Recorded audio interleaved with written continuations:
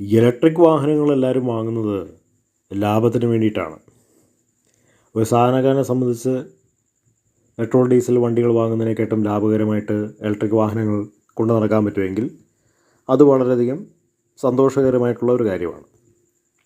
പക്ഷേ ഈ കഴിഞ്ഞ ബഡ്ജറ്റിൽ കേരള സർക്കാർ ഇലക്ട്രിക് വാഹന ഉപഭോക്താക്കളെ ഒരുപാട് നിരാശപ്പെടുത്തിയിരിക്കുകയാണ്.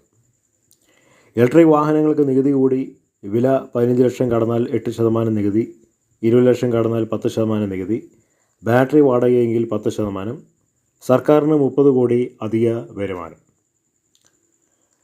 അപ്പോൾ സർക്കാർ മുടിഞ്ഞ് മുണ്ടക്കോൽ എടുത്തിരിക്കുക എന്നുള്ളത് എല്ലാവർക്കും അറിയുന്നൊരു കാര്യമാണ്. 4 ലക്ഷം കോടിയാണ് കേരളത്തിൻ്റെ കടം.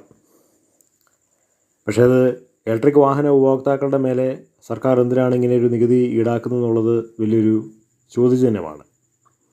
ഒരുപക്ഷെ ഡീസൽ പെട്രോൾ കമ്പനികളെ പ്രോത്സാഹിപ്പിക്കാൻ വേണ്ടിയിട്ടാണോ, അങ്ങനെയുള്ള വാഹന നിർമ്മാതാക്കളെ പ്രോത്സാഹിപ്പിക്കാൻ വേണ്ടിയിട്ടാണോ എന്ന് നമുക്കറിയില്ല. പക്ഷേ ഇത് ഇലക്ട്രിക് വാഹന ഉപഭോക്താക്കൾക്ക് വലിയൊരു അടിയാണ്. കാരണം നികുതി ഇങ്ങനെ കൂടുകയാണെങ്കിൽ ഇലക്ട്രിക് വാഹന കച്ചവടങ്ങൾ വളരെയധികം കുറയാൻ സാധ്യതയുണ്ട്.